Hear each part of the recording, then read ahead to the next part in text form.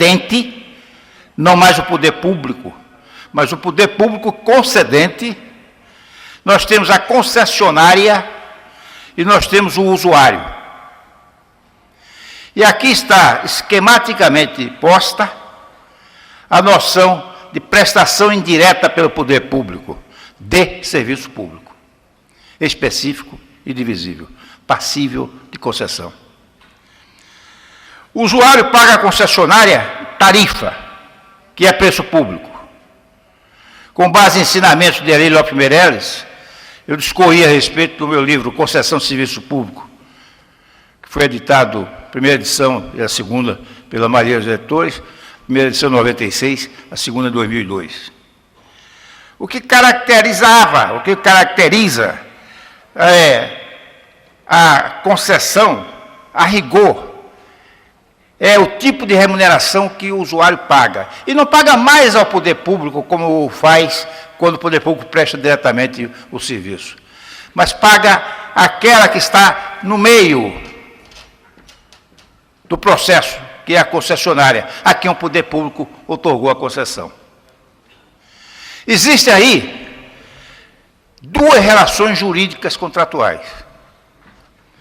A primeira, que é a relação jurídico-contratual de concessão entre o poder concedente e a concessionária.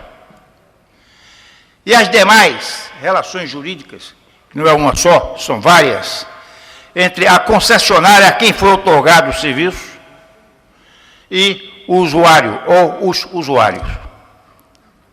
São duas relações jurídico-contratuais distintas.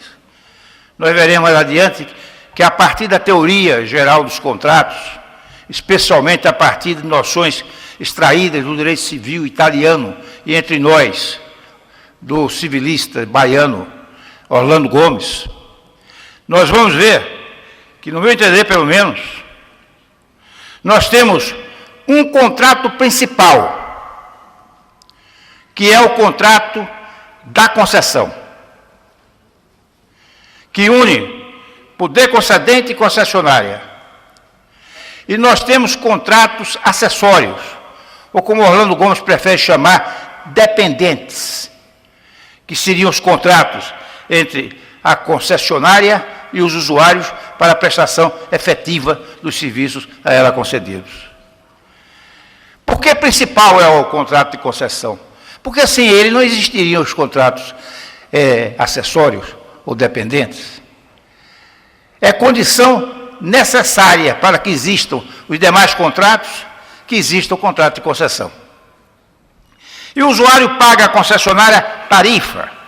Não vou me deter nesse aspecto, mas nesse estudo sobre pedágio, a que me referi, publicado a coletânea em homenagem ao professor Geraldo Lima, eu tento demonstrar que a tarifa não só era clara na Constituição anterior, como ela pode ser extraída, esse conceito de tarifa para paga concessionária, da atual Constituição.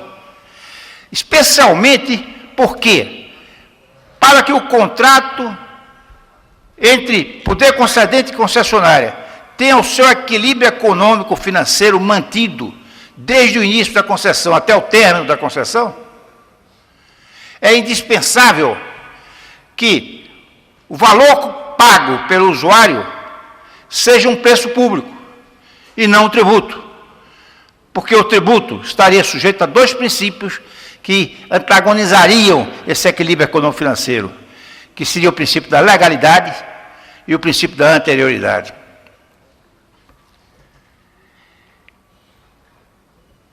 E temos um terceiro conceito, que é o de terceirização, que envolve prestação de serviços. O poder público continua prestando diretamente o serviço ao usuário, tal como vimos no primeiro quadro. Mas ele contrata uma empresa para lhe prestar esse serviço. Embora esses serviços sejam efetivamente prestados ao usuário, de fato prestados ao usuário, de direito eles o são ao poder público contratante. É o caso da limpeza urbana, varrição de ruas. Por quê? Porque esses serviços não podem ser divididos. Porque eles não podem ser especificados. E, por consequência, não poderia dimensionar adequadamente a remuneração que o usuário pagaria a uma concessionária. Tanto que essa linha entre prestador de serviço e usuário está propositalmente interrompida, para demonstrar, graficamente, que entre prestador de serviço e usuário não existe relação jurídico-contratual. Existe mera situação de fato. Ela presta a varrição de rua, ela faz o serviço de limpeza urbana, de fato. Mas, de direito, ela é contratada do poder público, mediante um instrumento de locação, de prestação de serviço. Ela é uma terceirizada. O usuário paga ao poder público taxa, como paga quando, em qualquer caso em que o poder público presta diretamente, e nesse caso ele presta diretamente o serviço. E o poder público paga a prestador de serviço preço privado. Embora decorrente de um contrato administrativo, é um preço privado. Essa classificação, volto a frisar, não é minha. Eu a tomei de empréstimo de Alílio Meirelles. E não me arrependo de ter tomado de empréstimo de Alílio Meirelles, porque me parece representar fielmente a realidade jurídica. Isso eu vinha sustentando há bastante tempo. A última vez que eu sustentei foi num comentário, número 144, divulgado no meu site, www.celco.com.br, em que eu, de certa maneira, eu consolidei ideias anteriores e atualizei-as em função das parcerias público-privadas. O que aconteceu com as parcerias público-privadas? A lei das PPPs, eu abro um parêntese para dizer, o segundo parêntese que eu abro, mas abro, para dizer, essa expressão parceria me parece uma expressão muito de moda. Parceria entre poder público e empresa privada lembra a noção de contratos de colaboração. O Conselho de Estado francês e a doutrina francesa da primeira metade do século XX sustentavam explicitamente que os contratos administrativos em geral eram contratos de colaboração. Mas não me importa. Eu posso dizer que esses são contratos de parceria. Muda o nome, mas não muda a noção. Na lei das PPPs, foram criadas duas concessões. A concessão patrocinada. O esquema corresponde, aqui em cima,